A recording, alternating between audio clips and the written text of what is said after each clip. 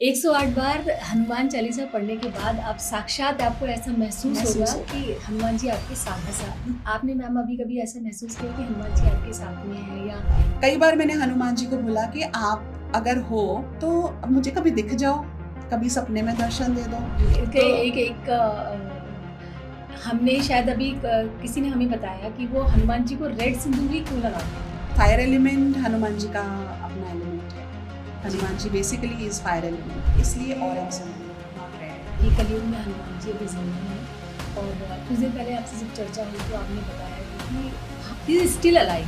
इसके पीछे की क्या स्टोरी है? कहा जाता है शास्त्रों में, यत पिंडे तत् ब्रह्मांडे, हमारे अंदर इमॉर्टल है, हमेशा जब तक हमारे सांस है तब तक वो है। तो ब्रह्मांड में भी वो हमेशा से है। जी, जैसे हनुमान चालीसा का जो पूरा अर्थ, जो हम तो सिर्फ चौपाइयाँ संस्कृत में पढ़ते हैं और हर चौपाई का एक अर्थ है जो हमें नहीं पता। बट एक हनुमान चालीसा के ऊपर कंप्लीट बुक आ रही है, उसमें सारा हनुमान चालीसा एक्चुअली में क्या है, हनुमान चालीसा का हमारे अंदर क्या कनेक्शन है। जी, एक मैम आपकी बुक आ रही है पंचमुखी हनुमान जी, तो वो आपकी सेकंड बुक। उसमें बेसिकली पंचमुखी हनुमान जी ने क्यों वो रूप धारण किया उसके ऊपर है। तो उसको जानने के लिए पहले हमें जानना पड़ेगा कि रावण कौन है। एक बजरंग बाण और हनुमान चालीसा क्या एक तो डिफरेंस है और क्यों ये कहा जाता है कि बजरंग बाण कंपैरेटिवली आसान नहीं है और आप उसको रेगुलर घर में नहीं पढ़ सकते? देखिए, पहले ना जानना बहुत ज़रूरी है कि बजरंग बाण क्या है, हनुमान चालीसा क्या है। जी, क्यों कहते हैं कि हनुमान जी का जो बजरंग बाण है ये ज़्यादा नहीं करना चाहिए। नमस्कार दर्शकों, मैं साक्षी मलिक। आज हमारे स्टूडियो में मौजूद हैं स्वामी अनंता गिरी जी। अनंता गिरी जी जिन्होंने अभी अपना एक बुक लिखा है पवन पुत्र द हिडन इमॉर्टल के नाम से, ये आप देख सकते हैं। इस किताब के पीछे ऐसे तथ्य हैं जो शायद हम में से कोई नहीं जानता होगा। आज इसी के बारे में हम चर्चा करेंगे। तो बहुत बहुत स्वागत है आपका अनंता गिरी जी, आप हमारे स्टूडियो में आई और आज का विषय कुछ ऐसा है जो हमें कहीं ना कहीं इतना ज्ञान देगा और जो लोग कहीं ना कहीं क्यूरियोसिटी रखते हैं हनुमान जी के बारे में जानने के लिए और इस पुस्तक के बारे में कहीं ना कहीं उनको इतना नॉलेज और ज्ञान मिलेगा आपके द्वारा। आपका बहुत बहुत स्वागत है। बहुत बहुत धन्यवाद सबको, सारे व्यूअर्स को, आपको मेरा राम राम, हनुमान जी की जय।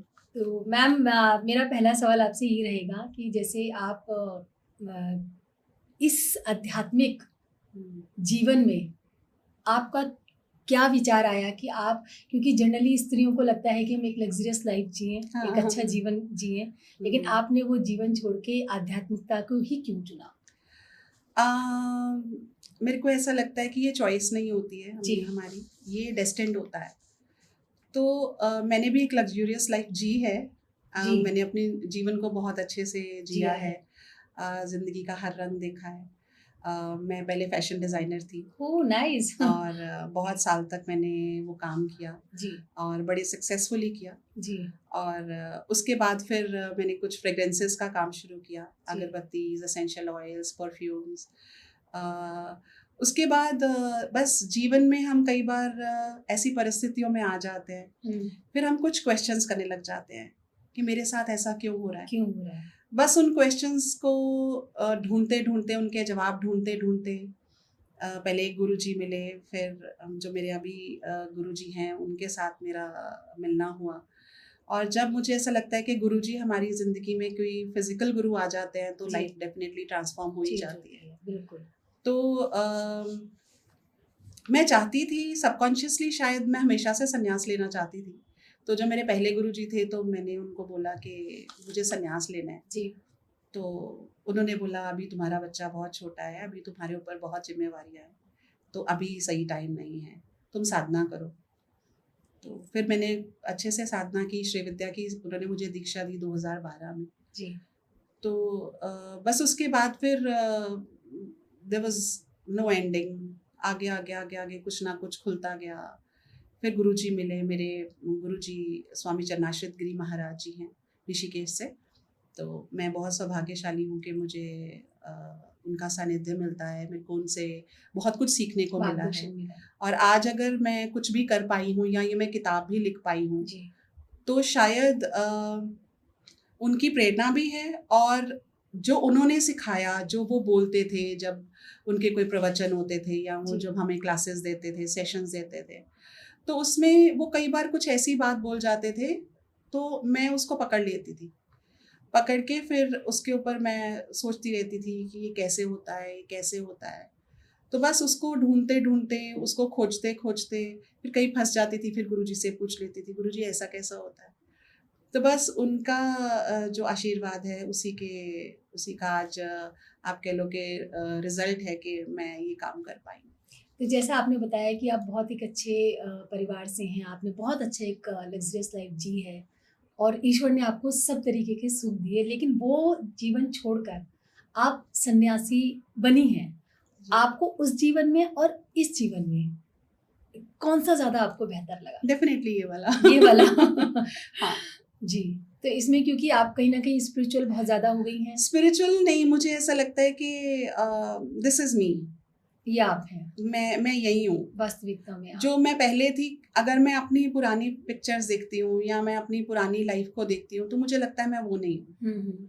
वो कोई और थी। ये अलग ज़िंदगी है। ये एक नया जन्म है एक तरह से। हाँ, ये कह सकते हैं एक नया जन्म के लिए। एक बहुत तो वो जो स्वामी अनंता गिरी जो पहले श्वेता चोपड़ा थी, तो मुझे लगता है Shweta Chopra does not exist now. ये बहुत बड़ी बात है क्योंकि इंसान ऐसे जीवन के लिए कितनी लड़ाइयाँ लड़ता है, संघर्ष लगता है कि मैं आगे अच्छा जीवन जीऊँ। आपने वो सारा छोड़कर एक सादा जीवन आप जी रही हैं और जितना हम आपको जानते हैं, जितना जान पाए हैं, आप चाहती हैं कि वो सनातन धर्म आगे बढ़े, लोग ज़्यादा स्पिरिचुअल हों और आध्यात्मिकता की तरफ बढ़ें, उनको वो ज्ञान हो जिन कहीं न कहीं वो अज्ञानता में जी रहे हैं। इसके लिए आपने पूरा जीवन समर्पित आप इसी धर्म के लिए कर रही हैं, हिंदू धर्म के लिए। संन्यास का शायद मतलब ही यही है कि आप जो आपका जीवन है वो अब आप समाज की भलाई के लिए और अपने सनातन धर्म के प्रचार के लिए जो कुछ भी अगर गुरुजी से जो सीखा है उसको कैसे आगे स्प्रेड करना है, गुरुजी की जो हम लोग करते हैं बेसिकली स्वर विज्ञान करते हैं, उसको आगे कैसे लेके जाना है, तो अब जीवन सारा उसी के लिए समर्पित है। मैम थोड़ा पुस्तक के बारे में आप बताइए। पुस्तक बहुत इंटरेस्टिंग है और आपने इसका जो टाइटल लिखा है द हिडन इमॉर्टल, जी, ये बहुत ही इंटरेस्टिंग है और मैं तो बहुत इच्छुक हूँ, जैसा आपने कहा कि पढ़ना चाहिए और मैं भी सभी दर्शकों से ही कहूँगी सभी ये बुक ज़रूर पढ़ें और इसमें ऐसे ऐसे तथ्य हैं जो कहीं ना कहीं हम शायद नहीं समझ पाएंगे। तो आप इसको थोड़ा सा पुस्तक के बारे में बताएं। देखिए, पहले तो नाम से हम लोग शुरू करते हैं, पवन पुत्र। तो हनुमान जी पवन पुत्र हैं जी। अब पवन पुत्र ही क्यों लिया मैंने, संकट मोचन क्यों नहीं लिखा या बजरंग बली क्यों नहीं लिखा? राइट। क्योंकि पवन हमारे श्वास हैं जी, तो हमारे सांसों में जो हनुमान जी हैं जी ये उनके ऊपर है। और अच्छा। हिडन इमॉर्टल जो चिरंजीवी रहते हैं और हिडन जो छुपे हुए हैं। अब कहाँ छुपे हुए हैं? हाँ, कहाँ छुपे हैं? बड़ा सवाल, कहाँ छुपे हैं ये और चिरंजीवी कैसे हैं? तो इसका जवाब देने के लिए मुझे थोड़ी कुछ चीज़ें और एक्सप्लेन करनी पड़ेंगी। तो सबसे पहले हम ये बात करते हैं कि जब हम सांस लेते हैं तो हमारे शास्त्रों में भी लिखा हुआ है कि हमारे सूक्ष्म शरीर के अंदर 72,000 नाड़ियां हैं। उन 72,000 नाड़ियों में 3 नाड़ियां जो हैं वो बहुत इंपॉर्टेंट हैं, मेन नाड़ियां हैं, ईड़ा नाड़ी, पिंगला नाड़ी और सुषुम्ना नाड़ी। तो जो ईड़ा नाड़ी है वो कैसे पता चलेगा कि मेरी कौन सी नाड़ी एक्टिव है? तो जब हमारा श्वास का जो फ्लो है वो लेफ्ट नॉस्ट्रल से बाहर आ रहा है जी, तो अगर हम चेक करेंगे नॉर्मली एक ही तरफ से सांस बाहर आता है जी। तो जब एक तरफ से लेफ्ट साइड से चल रहा है तो ईड़ा नाड़ी एक्टिव है जी, जब राइट साइड से चल रहा है तो पिंगला नाड़ी एक्टिव है। अब ईड़ा नाड़ी और पिंगला नाड़ी जो है वो हमें आउटर वर्ल्ड के साथ कनेक्ट करती हैं, हमें मटेरियलिस्टिक वर्ल्ड के साथ कनेक्ट करती हैं जी। तो जो भी हमें इस भौतिक जगत से जो भी मिल रहा है वो हमारा ईड़ा नाड़ी और पिंगला नाड़ी का ही कनेक्शन है। अब जब सुषुम्ना नाड़ी जो है वो तब होती है जब ईड़ा और पिंगला सम हो जाती है, मतलब बैलेंस हो जाता है। अब वो कैसे पता चलेगा? जब सुषुम्ना नाड़ी चलती है तब हमारे दोनों नॉस्ट्रल से इक्वली सांस का फ्लो आता है। ओके। तो आइडियली 1-1 घंटा हमारी ईड़ा नाड़ी चलनी चाहिए, 1 घंटा पिंगला, फिर 1 घंटा ईड़ा, फिर 1 घंटा पिंगला। आइडियली ऐसे होना चाहिए। बट हमारा जो आसपास का माहौल है, जहाँ पर हम बैठे हैं, जहाँ पर हम रह रहे हैं, हमारे आसपास के जो लोग हैं या हमारा जो इंटरनल जो मेरा स्टेट ऑफ माइंड है जी, उससे मेरी नाड़ियाँ भी चेंज हो जाती हैं। Okay. तो कई बार ऐसे होता है कि ईड़ा नाड़ी 2-3 घंटे चलती रहती है, कई बार पिंगला नाड़ी 2-3 घंटे चलती रहती है, और यही रीजन है कि हमारी लाइफ में प्रॉब्लम्स आती हैं। ओह, वेरी डीप। तो जब हम लोग जो स्वर विज्ञान है जो गुरुजी सिखाते हैं, तो ये यही सिखाते हैं कि इन नाड़ियों को कैसे बैलेंस करना है, और इन्हीं नाड़ियों में हमारे 5 तत्व होते हैं। Okay. और एक नाड़ी में एक तत्व चल रहा है, उसका अलग मतलब है, एक नाड़ी में दूसरा तत्व चल रहा है, उसका अलग मतलब है।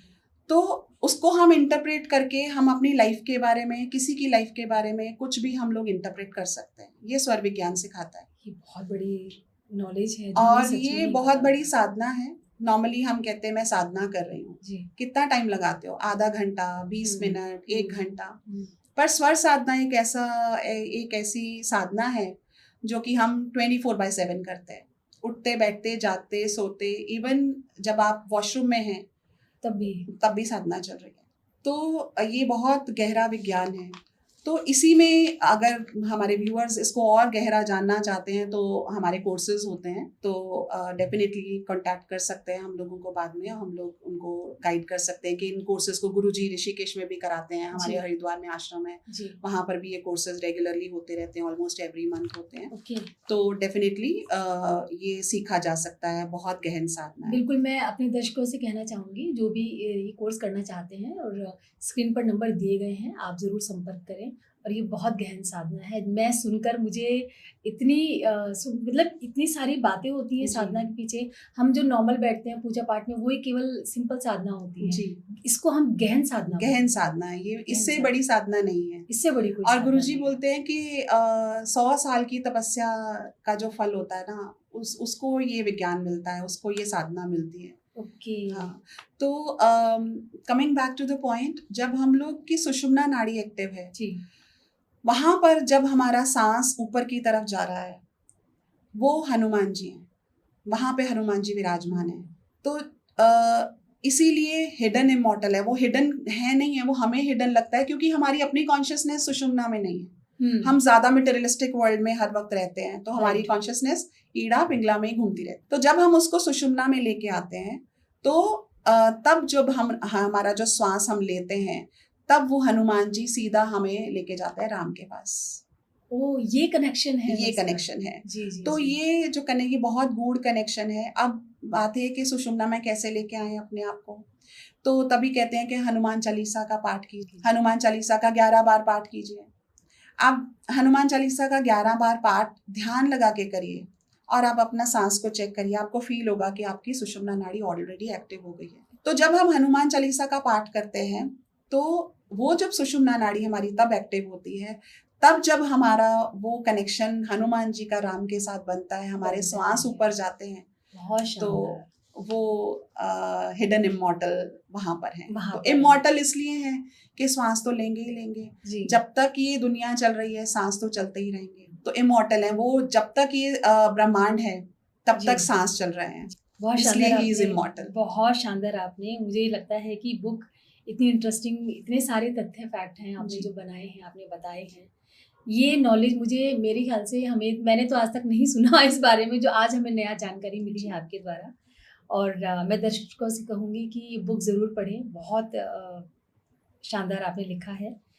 एक मैम मुझे ये बताइए, जैसे आपने अभी कहा कि 11 बार या 21 बार, इसके पीछे क्या लॉजिक है जो बताया जाता है कि कम से कम आप 7 बार, जो 7 बार पाठ करे तो छूटे गंदी इसलिए कहते हैं क्योंकि हमारी ईड़ा या पिंगला से सुषुम्ना में आने में, वो एनर्जी क्रिएट होने में, सो इसलिए रिपीटेडली जब हम करते रहेंगे तो हमारी, अगर हम ईड़ा में हैं या पिंगला में हैं, तो ऑटोमेटिकली हमारी कॉन्शियसनेस सुषुम्ना में आ जाती है। रिपीटेड जब हम हनुमान चालीसा करते हैं, इसीलिए इतने नंबर्स बोले जाते हैं, इसीलिए करते हैं। और 108 बार जो हनुमान चालीसा का पाठ करते हैं जी, अराउंड अच्छे से अगर आप करेंगे 7-7.5 घंटे लग जाते हैं इसमें। लेकिन उसके बाद जो आपको जो फीलिंग आती है, जो आपको हनुमान अंग संग आपको फील होती है, वो एनर्जी, वो एक्सपीरियंस करके अगर कोई देखना चाहे तो 108 बार करके देखिए। 108 बार हनुमान चालीसा पढ़ने के बाद आप साक्षात, आपको ऐसा महसूस होगा कि हनुमान जी आपके साथ बैठे हैं। जी बिल्कुल। ऐसा आपने मैम अभी कभी ऐसा महसूस किया कि हनुमान जी आपके साथ में हैं, या कभी जैसा अभी आपने कुछ देर पहले जिक्र किया था कि मैं कभी ऐसा फील करती हूँ, उनको लगता है कि मेरे पास हनुमान जी अभी होने चाहिए, कुछ ऐसा एग्जाम्पल या आपके साथ लाइव कुछ एग्जाम्पल हुआ ऐसा हो? है कि मुझे ऐसा लगता है कि जो ऐसी किताबें होती है ना, ये लिखी नहीं जाती, लिखी नहीं जाती हैं, ये Very लिखवाई true. जाती हैं। हाँ, वेरी ट्रू मैम। और एक बहुत ऑनेस्टली एक कन्फेशन करना चाहती हूँ कि आज जब मैं ये बुक पढ़ती हूँ ना, तो जी। मुझे हैरानी होती है कि यार मैंने लिखा है, आपने लिखा है। मुझे नहीं पता मैंने कैसे लिखा है इसको, क्योंकि मैं कुछ महीने पहले तक अ, सबको ये बोलती थी कि मैं लिखना चाहती हूँ पर मेरे पास वर्ड्स नहीं है, मैं लिख मैं नहीं क्या सकती, लिखूं? मैं नहीं लिख पा रही हूँ, नहीं लिख पा रही। तो मेरे में वो टैलेंट नहीं है, लिखने हम्म। वाला भी, लिखने भी एक टैलेंट होता है, मेरे Right. पास वो नहीं है, नहीं है। और मेरे में एक्चुअली में नहीं है, तो इसलिए मुझे ऐसे लगता है कि ये किताब मैंने नहीं लिखी है। तो जब भी मैं लिखने बैठती थी, या अभी कुछ महीने से तो मैं दिन रात हनुमान जी के साथ ही हूँ, उठते बैठते सोते हुए भी, सपने में भी कुछ आ जाता है, रात को 2 बजे उठ जाती थी, 3 बजे उठ जाती थी, रात को अभी आज रात को भी मैं 2:30 बजे सोई हूँ, क्योंकि रात को भी कुछ ना कुछ चल ही जा रहा था, आ रहा था। तो कई बार मैंने हनुमान जी को बोला कि आप अगर हो तो मुझे कभी दिख जाओ, कभी सपने में दर्शन दे दो, कभी कभी मैं बादलों में ढूंढती हूँ कि शायद उनकी छवि दिख जाए जी। तो, पर कभी उन्होंने दर्शन नहीं दिए। तो कुछ दिन पहले मैं गंगा किनारे बैठी थी हरिद्वार में, तो सेकंड बुक मेरी पंचमुखी हनुमान जी के ऊपर आ रही है जी। तो मैं उसके ऊपर लिख रही थी, तो कुछ एक चीज़ थी जो मैं आंखें बंद कर रही थी, तो मैं डाउनलोड नहीं कर पा रही थी, तो मैंने ऐसे आकाश में देखा, तो मैंने कहा दिख जाए, कहीं नहीं दिखे, तो वापस आ रही थी, तो वापस आते आते जब आश्रम की तरफ जा रही थी, तो एकदम से ऐसे मैंने राइट साइड टर्न किया, तो एक दरवाजा खुला था जो अक्सर बंद रहता है। Okay. जब मैंने वो दरवाजा खोल मतलब देखा उसके पीछे, तो सामने पंचमुखी हनुमान जी की बहुत बड़ी एक मूर्ति थी। तो वो जब आप उनको बुलाओ, वो किसी ना किसी तरह से किसी न किसी रूप में आपको आ दर्शन जाते दे हैं, जाएंगे। दर्शन दे जाते हैं, जी। और कई बार अपने आप मुंह से कोई चौपाई निकल आती है हनुमान चालीसा की, फिर मैं सोचती हूँ ये चौपाई इस टाइम पे क्यों आई है, तो फिर अगर मैं उसको इंटरप्रेट करती हूँ तो उसी चौपाई में मेरा आंसर छिपा होता है। तो इस तरह से हनुमान जी अप्रत्यक्ष रूप में नहीं आएंगे। मैम इसके लिए तो बहुत प्योर इंटेंशनली जैसे आप जुड़े हुए हैं हनुमान जी से, वो साधना आपने की है, वो अंदर से आप मतलब जैसा आपने बताया अभी बताया वो हमारे अंदर ही है। तो हम लोग जब किसी चीज को बाहर ढूंढ रहे हैं, उसी तरह से है जैसे वो मृग को कस्तूरी की खुशबू आती है और वो इधर उधर भागता फिरता है, पर कस्तूरी अंदर ही है उसके। जी। तो वही उदाहरण आप जैसा चाहेंगे तो है हमारे अंदर ही, बस आंखें बंद करके। और सबसे अच्छी जो चीज मैंने हनुमान जी के लिए देखी है, जी, हनुमान जी को बुलाने से पहले राम जी का नाम लेना है, राम जी भागे आते हैं। जी बिल्कुल।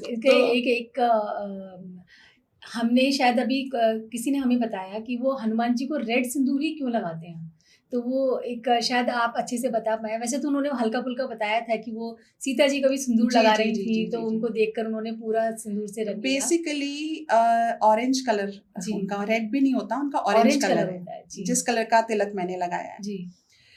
तो ये भी एक कहानी है, कैसे मैंने रेड से एकदम से आई शिफ्टेड टू ऑरेंज तिलक आया, मेरे को भी नहीं पता कब हुआ, और शायद तब से ही हनुमान जी का वो आना शुरू हुआ। तो ऑरेंज बेसिकली फायर का जो है वो कलर होता है, और फायर एलिमेंट हनुमान जी का अपना एलिमेंट है। Hanuman ji basically is fire element, तो इसलिए ऑरेंज सिंदूर, नॉट रेड। वो ऑरेंज मतलब यही मतलब है कि उनको ऑरेंज पसंद है, उनको चमेली का तेल पसंद है। तो ये सारी जो जड़ी बूटियां भी होती है ना, इनमें भी कुछ एनर्जीज ऐसी होती हैं जी, जो उस डेटी की एनर्जीज के साथ जो है उनकी फ्रीक्वेंसी मैच करती है जी। इसलिए हमें कहते हैं कि उनको चमेली का तेल पसंद है। तो हनुमान जी की जब हम साधना करते हैं, अगर आपने उनका स्वरूप रखा है घर में, तो वहां पर चमेली का तेल थोड़ा सा अपनी कोई भी घी में या ऑयल में ऐड कर ले, या चमेली के तेल का ही दिया जलाएं, तो वो एनर्जी जो है वो एक वाइब्रेंट हो जाती है, वही एनर्जी मैग्नीफाई हो जाती है। Okay, basically this is the reason. तो मैम जैसा आपने भी बताया कि हिडन इमोर्टल में कि आप अभी हनुमान जी जिंदा हैं, और ये कहा भी जाता है कि कलयुग में हनुमान जी अभी जिंदा हैं, और कुछ देर पहले आपसे जब चर्चा हुई तो आपने बताया भी कि हाँ अभी जिंदा है और ही इज स्टिल अलाइव। इसके पीछे की क्या स्टोरी है? जैसे हमें भी हमारे दादी दादा भी बताते हैं, मम्मी पापा भी बताते हैं कि हाँ भी जिंदा है, क्या उसके पीछे स्टोरी है, कितना सही है, कितना थोड़ा प्लीज आप इस बारे में बताएं। तो ऐसा है, कहा जाता है शास्त्रों में, यत् पिंडे तत् ब्रह्मांडे। तो अगर हनुमान जी हमारे अंदर छिपे हुए हैं और वो हमेशा से हैं, हमारे अंदर इमॉर्टल है, हमेशा जब तक हमारे सांस है तब तक वो हैं, तो ब्रह्मांड में भी वो हमेशा से हैं। तो ये जो रामायण है ये एक माइथोलॉजी नहीं है, तो ये माइथोलॉजी नहीं है, ये ट्रूथोलॉजी है। राइट। तो ये ट्रूथ है, ये मिथ नहीं है, ये भ्रम नहीं है, ये एक्चुअली में ये हुआ है। हमारे पास कहते हैं ना, प्रत्यक्ष को प्रमाण की जरूरत नहीं होती, तो हमारे पास एविडेंस है कि रामायण एक्चुअली में घटित हुई थी। राम सेतु है, आप लंका में हनुमान जी के चरणों के निशान हैं, किष्किंधा में जाइए, वहां पर जो ये उनका स्थान है, वहां पर अभी तक उनके सारा उनका वो है, टेम्पल्स हैं जहाँ पर उनका सारा था। तो ये हिस्ट्री है। तो हिस्ट्री में अगर, और महाभारत, अब रामायण और महाभारत में हजारों साल का गैप है, लेकिन महाभारत में भी हनुमान जी को देखा गया, भीम के साथ उनका एनकाउंटर हुआ। भीम ने बोला हे वानर अपनी पूंछ हटाओ, उन्होंने मैं तो थक गया हूँ, तुम हटा दो। फिर वो उठा नहीं पाए। अब दोनों भाई हैं, भाई कैसे हैं? वो भी पवन पुत्र हैं, वो भी पवन पुत्र हैं। जी। वो द्वापर युग के हैं, वो त्रेता युग के हैं। तो भाइयों का मिलन होता है महाभारत में हजारों साल बाद। फिर आप देखिए हनुमान जी जब महाभारत का युद्ध हो रहा था तो उन्होंने कहा था कि मैं ध्वज के रूप में उस रथ पे हमेशा विराजमान रहूंगा कृष्ण जी के साथ। तो जैसे ही महाभारत का युद्ध खत्म हुआ, आप देखो कितने लोगों ने तीर चलाए, कृपाचार्य, द्रोणाचार्य, भीष्म पितामह, कर्ण जी, है ना, लेकिन रथ को कुछ नहीं हुआ। तो जैसे ही युद्ध खत्म हुआ, तो जब अर्जुन पहले निकले, नीचे उतरे, रथ से उतरे, तो उसके बाद कृष्ण जी जैसे ही उन्होंने कदम नीचे रखा तो जो रथ था वो भस्म हो गया, क्योंकि इतना उसमें अटैक हुआ था, इतनी ज्यादा उसमें वो तीर लगे हुए थे। ये हनुमान जी थे जो उसको संभाल कर रखे। तो यहाँ पर एक और बहुत अच्छी बात है इसमें, कृष्ण भी थे रथ पे, हनुमान जी भी थे। कृष्ण जो थे वो विष्णु का अवतार है और ये शिव का अवतार है जी। तो जहाँ शिव और विष्णु एक साथ हैं, वहां पर आपका कोई कुछ नहीं बिगाड़ सकता। बहुत शानदार, ये बहुत इंटरेस्टिंग, ये पॉइंट हमने इतनी महाभारत की स्टोरी सुनी है, देखी है, ये जो बारीकी वाला पॉइंट आपने बताया है ये बहुत शानदार है और दर्शकों को नई जब मैं गुरुजी से मिली ना जी, यहाँ से ही एक्चुअली इस बुक का या ये सारी कहानियों का नींव कहाँ से पड़ा, मैं आपको बताती हूँ, यहीं से पड़ा जी। जब मैं गुरुजी से मिली तो हम बेसिकली शैव परंपरा से हैं, हम शिव भक्त हैं। जो स्वर विज्ञान है वो शिव जी की दी हुई साधना है जी। तो जब मैं गुरुजी से मिली, फर्स्ट टाइम फिजिकली मिली, तो शाम को गुरुजी को भजन करना बहुत अच्छा लगता है। तो शाम को हम लोग बैठे भजन करने के लिए, तो मैंने बोला आज तो शिव के भजन होंगे यहाँ पे। एंड गुरुजी ने स्टार्ट किया रामायण की चौपाई। तो मैंने सोचा ये शिव भक्त हैं और ये रामायण की चौपाइयाँ बोल रहे हैं। उसके बाद जैसे जैसे गुरुजी के साथ और मिलना हुआ, तो धीरे धीरे गुरुजी ने बताया कि एक दिन कहते हैं कि राम और शिव तो एक ही हैं। तो अब ये पॉइंट भी मैंने पकड़ लिया, राम और शिव एक कैसे हैं। तो बस उसको ढूंढते ढूंढते कि राम और शिव में कनेक्शन क्या है। अब शिव को तो चलो शिव पुराण भी पढ़ा हमने, शिव सूर्योदय भी पढ़ा, हमारा जो हमारे शिव स्वर विज्ञान का शास्त्र है गुरुजी ने अच्छे से पढ़ाया। शिव पुराण भी पढ़ा, लिंग पुराण भी पढ़ा। मुझे ऐसा लगा कि अगर राम को पहले जानना है ना तो मुझे रामायण पढ़नी चाहिए। फिर मैंने रामायण को पढ़ा, मुझे कनेक्शंस फिर भी समझ नहीं आया।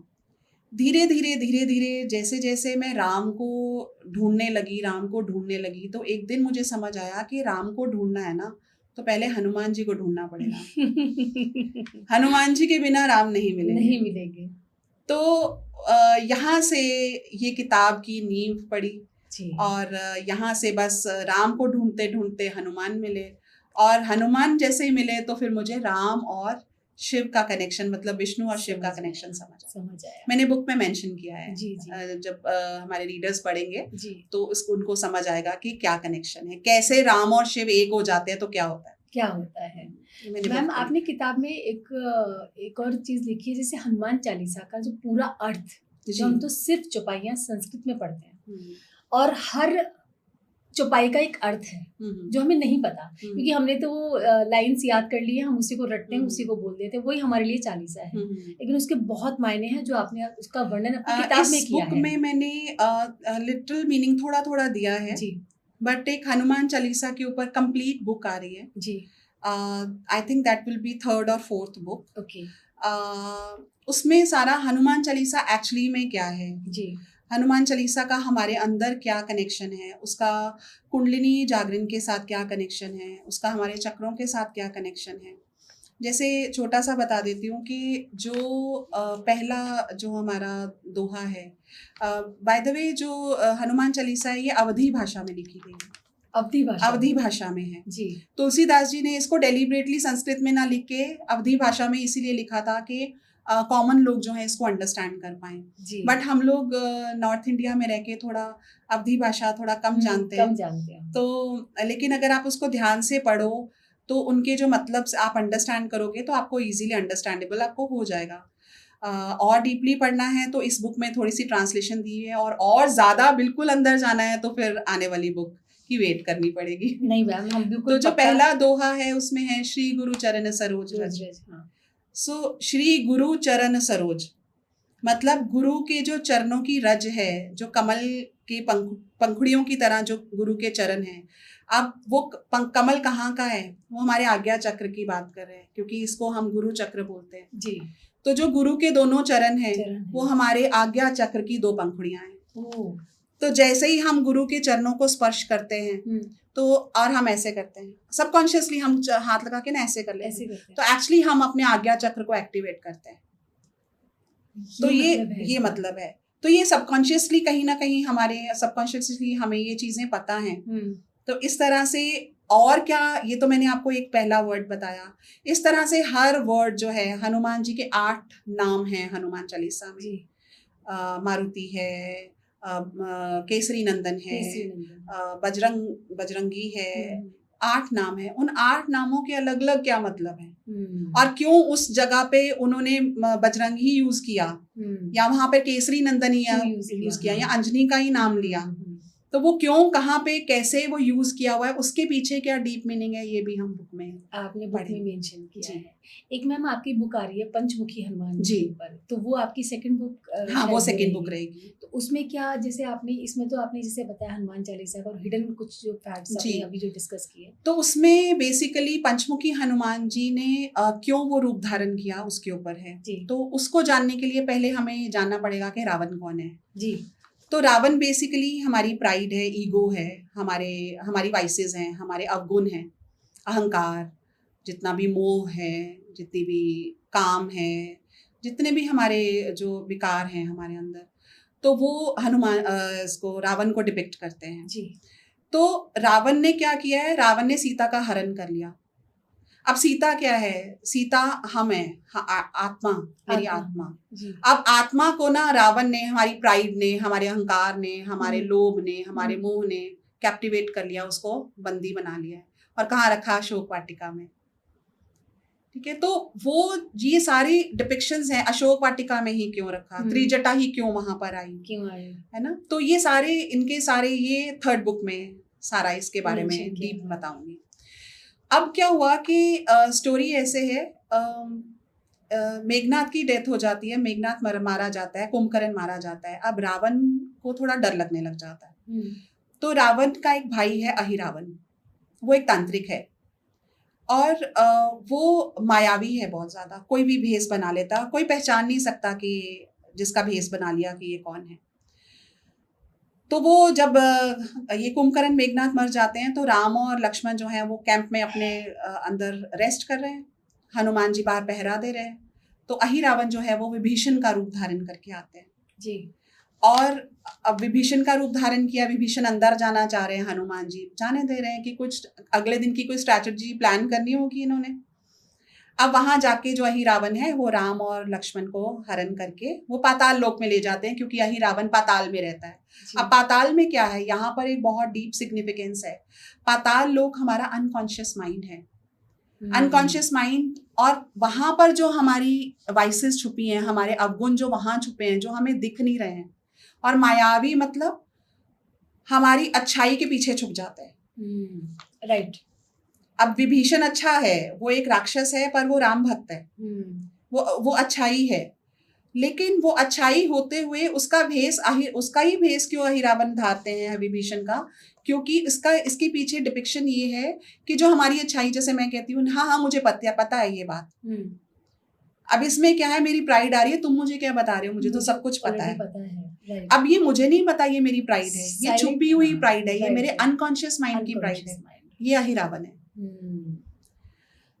मोक्ष अगर मिलना है, अगर सीता को राम के पास जाना है, तो रावण के मरने के साथ साथ अहिरावण का मरना भी जरूरी है।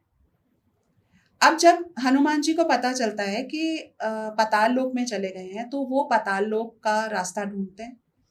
अब पाताल लोक जब जाते हैं तो उल्टा होके नीचे जमीन के अंदर जाते हैं जी।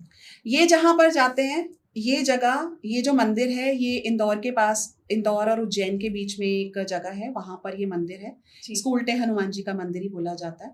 अच्छा, ये कारण है उस मंदिर का जी ये जी, वहां पर, और वहां पर जो मूर्ति है हनुमान जी की, वो हनुमान जी की सिर नीचे है और फेस ऊपर है, सिर्फ फेस है वहां पर। अच्छा। और हेड नीचे की तरफ है और फेस मतलब उल्टा फेस है, उल्टा फेस है। तो ये वहां की स्टोरी है। तो वहां से वो एंटर करते हैं जी। जब वो एंटर करते हैं, फिर उनका अपने बेटे से साक्षात्कार होता है, जो मकर ध्वज है, उसकी एक अलग स्टोरी है, वो बुक में आपको सारी पढ़ने को मिलेगी। फिर वहां पर जाके देखते हैं तो जो ये अहिरावण है, इसने क्या किया हुआ है, मायावी है, तांत्रिक है, और ये तैयारी कर रहा है राम और लक्ष्मण की बलि देने के लिए।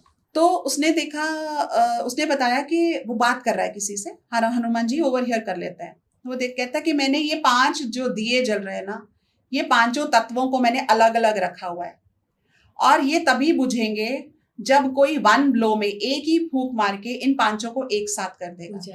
अब वो जो 5 दिए जल रहे हैं, वो अलग अलग दिशाओं में हैं।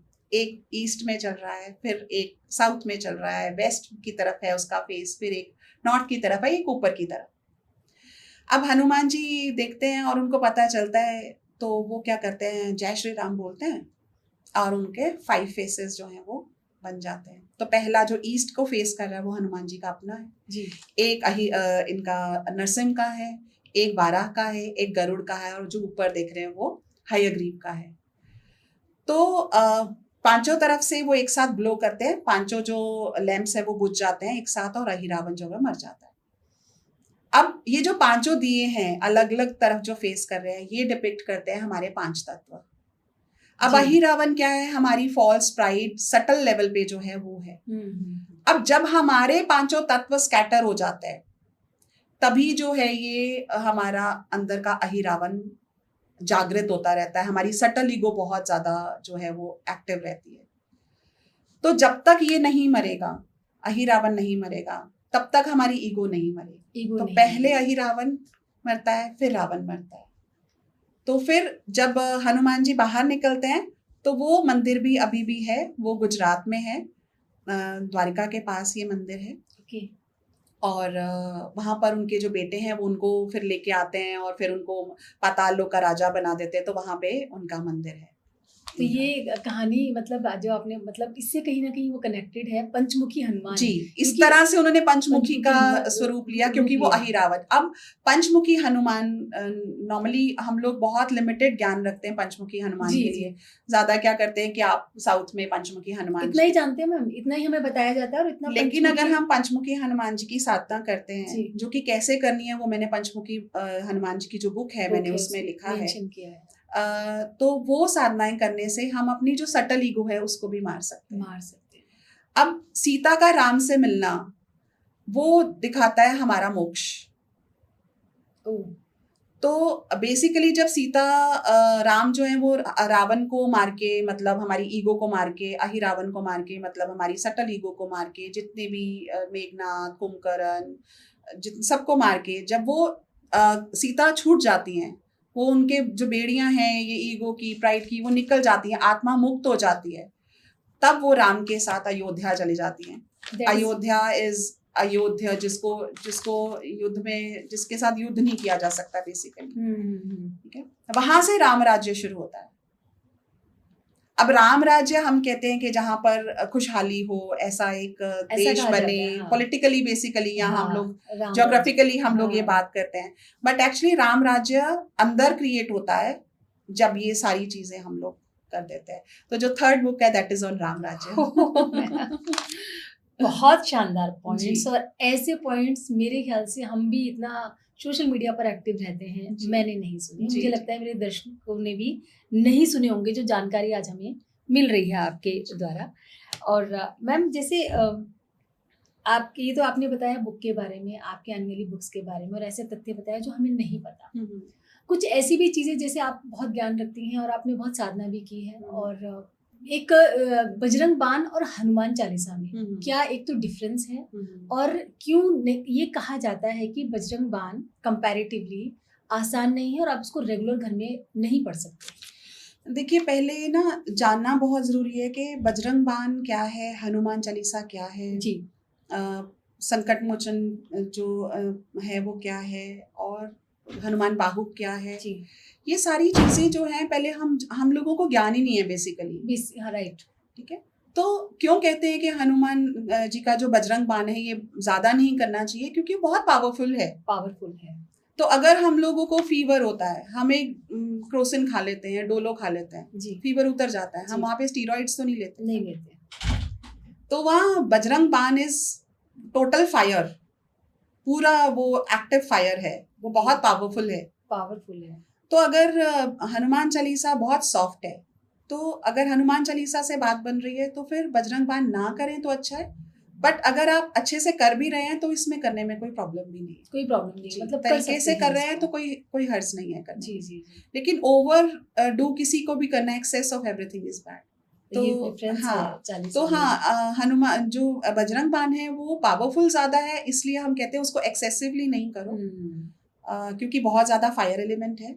वो बेसिकली जो पंचमुखी हनुमान में नरसिंह का जो फेस है उनके साथ बजरंग बाण कनेक्टेड है। तो उस फेस के साथ, फायर एलिमेंट के साथ कनेक्टेड जब हमारी लाइफ में इश्यूज आते हैं तब बजरंग बाण किया जाता है। तो इसकी डिटेल आपको सेकेंड बुक में मिल जाएगी। मैम, आपने ऊर्जा साधना, श्री विद्या, भगवत गीता और अपने गुरुजी की परंपरा सहित विभिन्न मार्गों और गुरुओं से शिक्षा प्राप्त की है। इन सभी आध्यात्मिक यात्राओं ने आपको विशेष रूप से हनुमान जी पर ही पुस्तक लिखने के लिए क्यों प्रेरित किया? फिर मैं वही बात कहूँगी कि शायद मैंने ये किताब नहीं लिखी है, मुझे शायद हनुमान जी ने चुना होगा। मैंने एक्चुअली में नहीं लिखी किताब, मुझे नहीं पता कि कैसे मैनिफेस्ट हुई है और आने वाली किताबें भी कैसे लिखी जा रही हैं। मेरे में लिखने की काबिलियत नहीं है, मैं लिखते लिखते में वर्ड्स मेरे ख़त्म हो जाते थे, पर यहाँ पर बैठे बैठे वर्ड्स आते हैं। कहाँ से आते हैं मुझे नहीं पता। जब मैं सुबह उठती हूँ तो उठ के सबसे पहले मेरा काम होता है कि मैं आईपैड कहाँ है मेरी कॉपी पेंसिल कहाँ है, तो आंखें बंद करके, क्योंकि सुबह उठते ही सबसे पहले हमारी कोई एक प्रोसेस होता है साधना का, वो करने के बाद बस उसके बाद मैं कुछ नहीं करती हूँ। मैं बस 2-3 घंटे, बस वो जो फर्स्ट 3 आवर्स होते हैं दिन के, उसमें तो ऐसा होता है कि आता जा रहा है लिखते जाओ, आता जा रहा है लिखते जाओ। फिर उसको मैं आईपैड में लिखती हूँ, फिर उसको मैं उसके ऊपर मेडिटेट करती हूँ कि ये इसका मतलब क्या है, इसको कैसे हम और किन वर्ड्स को यूज़ कर सकते हैं। फिर वो ऑटोमेटिकली वर्ड्स आते हैं, अच्छा इसको ऐसे लिखना चाहिए। कई बार तो ऐसे होता है कि एक बड़ा अच्छा फ्रेज आ जाता है, प्रॉपर फ्रेज बन जाता है उसका, और वही अगले टॉपिक के लिए वो बेस बन जाता है। तो ऑटोमेटिकली ये लिखा गया है। और आई एम श्योर कि ये जो मेरे गुरुजी हैं, कहीं ना कहीं कुछ महीने पहले मैं गुरुजी के पास गई तो मैं हनुमान चालीसा की ट्रांसलेशन कर रही थी उस टाइम पे। तो मैंने गुरुजी को दिखाया, मैंने कहा गुरुजी इस तरह से मैंने हनुमान चालीसा मैंने दिखाया उनको, तो उन्होंने बोला हाँ बहुत बढ़िया, आगे करो और करो। बस उन्होंने इतना कहा तो मुझे ऐसे लगा कि आपको आगे करना हो जाएगा, आगे भी हो जाएगा। तो फिर बस उसके बाद से तो कैसे वो आता गया और कैसे बुक कंपाइल होती गई, क्योंकि मैंने बताया मैं काफी देर से राम को ढूंढ रही थी। वो राम जी को ढूंढते ढूंढते हनुमान जी मिल गए। तो हनुमान जी जब मिले तो फिर वो किताब की फॉर्म में सारा ये लिख दिया। काबिले तारीफ वाली बात है, जिन्होंने अपना एक फैशन इंडस्ट्री से उठकर, जिनको जैसा आपने बताया कि आपको लिखने का कहीं शौक भी नहीं था, आपने सोचा भी नहीं था, लेकिन जब आप कभी सोचती थी तो आपको लगता था कि मैं कैसे लिख पाऊंगी, और ऐसे में पूरी बुक लिखना, और मेरे ख्याल से आने वाले टाइम में 3 या 4 बुक्स आपकी इसी पर आ रही हैं। बिल्कुल, ये बहुत बड़ी बात है। मेरी एक सहेली भी हैं, मेरी माँ भी हैं, मेरी बहुत क्लोज मेरी, जिन्होंने बुक का फॉरवर्ड लिखा है, तो वो बहुत अच्छा लिखती है। तो मैं जब आत्म साक्षात्कार की बात करती हूँ तो मैं वहाँ पर गीता को रेफरेंस देके बोलती हूँ कि आपका जो अपना कर्म है ना वो करना चाहिए जी। तो जो आपकी अपनी क्वालिटी है ना वो करना चाहिए, कि कोई क्या कर रहा है ना उसको देख के जब आप कर लेते हो तो आप वो नहीं बन सकते हो। Absolutely. आपको अपना जो कैलिबर है उसको ढूंढना है, उसको एक्सप्लोर करना है। तो मैं बहुत जगह पे रेफर करती होती थी, देखो अब ये कितना अच्छा लिखती है, अब मैं इसको देख के कहूँ कि मैं भी लिखना शुरू कर दूँ तो मैं नहीं लिख पाऊंगी। तो मैं कल परसों से बोल रही थी, मैंने कहा मैं तो हमेशा ये बोलती थी मैं नहीं लिख पाऊंगी, I don't know, I have not written it. आपने एक लेखक, और आपने ऐसे ऐसे तथ्य लिखे हैं जो हमें बिल्कुल नहीं पता जी। और आने वाले टाइम में जैसा आपने बताया कि ऐसे ऐसे शीर्षक के साथ में आपने बुक्स लिखी हैं जी। और 3 या 4 मेरे ख्याल से जी 4 तो 4 या 5 आएंगी, 4 या 5 किताबें आएंगी। तो ये आप ये इससे ज्यादा क्या हम माने कि ईश्वर की इतनी ज्यादा कृपा है हनुमान जी की आपके ऊपर, तो ये तो आप साक्षात एक तरीके से बिल्कुल लाइव एग्जाम्पल हैं। और ऐसा आपको जैसे पुस्तक लिखते हुए आपको महसूस हुआ कि जैसे मेरे साथ जैसे फीलिंग होती है कि हनुमान जी ही हैं साथ में, जब भी आपने लिखा? आपको मानोगे कि अगर मैंने ये बुक लिखी है ना तो 90% of the time when I was writing I was crying, क्योंकि मुझे ऐसा लगता था कि ये कैसे आ गया, ये मुझे नहीं पता है, ये जो आ रहा है ये कैसे। मैं 90% ऑफ टाइम्स मैं रोती थी और मेरी आंखें इतनी ज़्यादा दुखने लग जाती थी कि मैं फिर पढ़ना भी होता था, लिखना भी होता था, और मैं रात रात भर भी करती थी। तो मैं आई ड्रॉप्स हाथ रखती थी, आई ड्रॉप्स डालती जाती थी और मैं करती जाती थी, क्योंकि मुझे खुद ही नहीं समझ आता था। मैं इतनी खुद ओवरवेल्म हो जाती थी। मैं फील करती थी कि ये कुछ प्रेजेंस है जो जिनके थ्रू ये किताब लिखी जा रही है। अब वो कौन है ये मुझे नहीं पता, but definitely there is some divine power जो हेल्प कर रही है लिखने में। It's not me. आप अगर आपको वापस कहा जाए कि आप वापस उसी दुनिया में जाएं जहाँ से आप आई हैं, तो कितना आप क्या वो जा पाएंगी, ये छोड़ पाएंगी ये वाला जीवन? कभी नहीं छोड़ेंगी। अब नहीं। अब नहीं। अब कैसा महसूस करती हैं आप जैसे जुड़कर भगवान के साथ में? आपको लगता है कि मैं बिल्कुल अलग दुनिया है ये तो मैम, और बहुत इसके लिए साहस चाहिए, बहुत गट्स चाहिए, आसान नहीं है ये दुनिया चुनना। आपने ये चुना और आपने सर्व समाज हित के लिए चुना, अपने लिए नहीं। अपने लिए तो आपने सिर्फ ईश्वर को चुना जी, और ईश्वर से सबका भला हो वो आपने सबके लिए चुना। कैसा लगता है? मैंने पहले भी बताया, बहुत अच्छा लगता है। मुझे ऐसा लगता है I am my self, this is me. मेरी असली जो मैं हूँ, मैं यही हूँ। बाकी मुझे ऐसा लगता है संन्यास is not an overnight process, कि आपकी संन्यास दीक्षा हो गई और आप सन्यासी बन गए, ऐसा नहीं होता है। और ऑनेस्टली मेरे को अभी भी लगता है कि अभी मुझे सन्यासी बनने में अभी टाइम लगेगा, संपूर्ण सन्यासी बनने में। धीरे धीरे सब कुछ डिस्कनेक्ट होने लगता है। अभी मैं अपनी पिछली लाइफ को देखती हूँ तो मैं देखती हूँ कि जिन के साथ मेरी बहुत ज़्यादा अटैचमेंट रही, धीरे धीरे उनके साथ डिस्कनेक्शन होता गया, और वो पेनफुल डिस्कनेक्शन था। It was not an easy disconnection. लेकिन आज मैं अगर सोचती हूँ कि मेरे ग्रैंडफादर की डेथ हुई, मेरे फादर की डेथ हुई, मेरे हस्बैंड की डेथ हुई, मेरे मदर कनाडा शिफ्ट हो गए, मेरा ब्रदर ऑस्ट्रेलिया शिफ्ट हो गया, तो जो इमीडिएट फैमिली रहती है ना वो सारे दूर हो गए, चाहे शरीर में हैं चाहे नहीं है, पर वो फिजिकली दे आर अवे।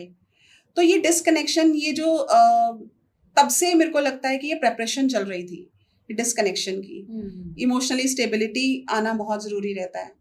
तो ऐसा नहीं है कि अभी भी ध्यान नहीं आता है, या ऑनेस्टली अगर हम बात करेंगे तो अभी उसको समय लगेगा और साधना की जरूरत है, गुरुजी के और आशीर्वाद की जरूरत है। आपको अभी भी लगता है कि और मैं मतलब lot of things to improve. अभी बहुत इम्प्रूव करने की जरूरत है। तो मोह को छोड़ना आसान होता है? अपने आप छूटता है। मुझे लगता है कि आप चाहोगे ना कि मैं छोड़ दूं तो फिर और बाउंस बैक होता है। आप धीरे धीरे डेलिबरेटली धीरे धीरे अगर आप करोगे तब, या एकदम से छोड़ दोगे इट विल बाउंस बैक, आप और ज्यादा फंस जाओगे फिर। अटैच्ड होने लगते हैं। हाँ, तो ये मुझे ऐसा लगता है कि अगेन हम लोग डेलिबरेटली करेंगे भी ना तो ज्यादा मुश्किल होगा। अगर सहज रूप में साधना के साथ साथ अगर हम इसको कनेक्ट करेंगे तो ऑटोमेटिकली होना शुरू हो जाता है। कितना डिफरेंस है एक सामान्य जीवन में और एक सन्यासी के जीवन में? It's totally a different life. बिल्कुल अलग दुनिया है, बिल्कुल अलग जीवन है। और अब समझ आता है कि परेशानियां तो परेशानियां है ही नहीं।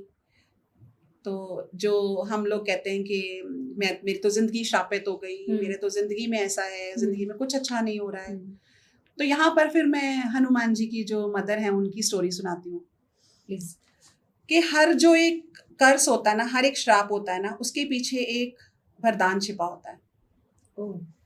अब अंजनी माँ जो थी उनको श्राप मिला था कि वो एक वानर की जिंदगी जिएंगी। अब जो वानर है, यहाँ पर मैं पहले क्लियर करना चाहूंगी कि वानर बंदर नहीं होते हैं। वानर वन में रहने वाले नर, वानर वन में रहने वाले नर हैं, वो वानर होते हैं जी। तो ये जो वानर सेना थी, actually they were not monkeys, they were like Adivasi लोग जैसे हम कह सकते हैं इन अ वे। तो उनको श्राप मिला था कि तुम वानर की जिंदगी जियोगी। अब वो वानर की जिंदगी जीने के लिए अगर आप इसमें स्टोरी पढ़ेंगे, मैंने बहुत ब्यूटीफुल स्टोरी अहिल्या की और गौतम ऋषि की डाली है इसमें जी।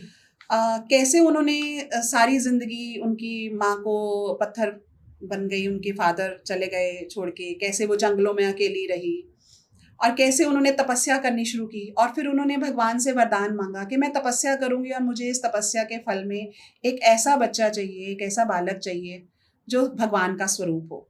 वो तपस्या करके उनको हनुमान जी जैसा बेटा मिला। तो वो जो उनको श्राप मिला था वो एक वरदान के आने की सूचना थी। ओके। तो हमारी लाइफ में भी ऐसा ही होता है।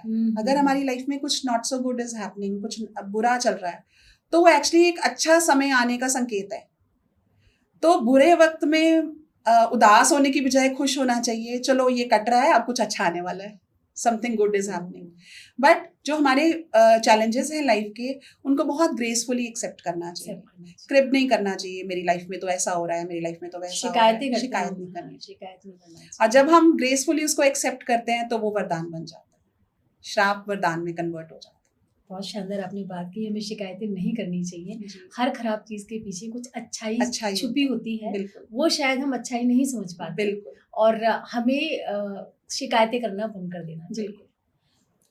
एक जैसे आम घरों में भी जब कुछ कलेश होता है या कुछ लड़ाइयाँ होती हैं, तो कई और जेंट्स लोग बोलते हैं इससे अच्छा तो मैं संन्यास ले लूं। आसान होता है संन्यास लेना? वो एस्केपिज्म है, वो भागना है, वो संन्यास नहीं, वो संन्यास नहीं है। फिर संन्यास लेने के बाद भी फिर मन भटकता है। तो संन्यास ऐसा नहीं है कि भाग जाना घर से, भगवा कपड़ा पहन लेना, तिलक लगा लेना, वो संन्यास नहीं है।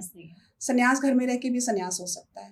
संन्यास है जब हमारा जो अंतर मन है वो सम हो जाता है, वो संन्यास की स्थिति है। तभी मैंने कहा कि अभी मुझे वहां तक पहुंचने में थोड़ा समय लग सकता है। और तो जब हम पूरे सम हो जाते हैं, दुख में भी, सुख में भी, सर्दी में भी वैसे ही, ठंड में भी वैसे ही, 5 स्टार होटल में रहो तब भी वैसे ही खुश हो, झोपड़ी में रह रहे हो तब भी उतने ही खुश हो।